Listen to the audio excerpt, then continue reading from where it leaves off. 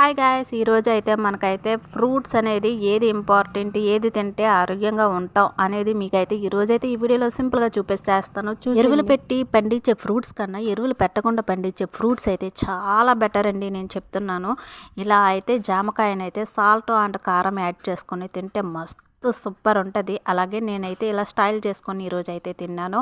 అలానే ఇప్పుడు సీతాఫలం అండి. ఈ సీతాఫలం అనేది సీజన్ బట్టి అయితే మనకైతే అందుబాటులో ఉంటుంది. సీతాఫలం అనేది మనమైతే కంపల్సరిగా తినాలండి. ఇదైతే చెట్టు మీద పండింది, ఎంత స్వీట్గా ఉన్నదో చూడండి. అలానే ఇలా స్టైల్గా తింటే సూపర్ ఉంటుంది.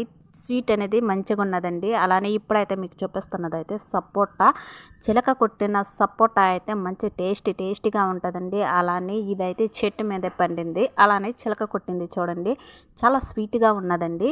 అలానే సపోటా అయితే కంపల్సరీగా అయితే తినాలి. అలానే నిమ్మకాయ అయితే షుగర్ ఉన్న వాళ్ళకైతే మంచిగా బెనిఫిట్గా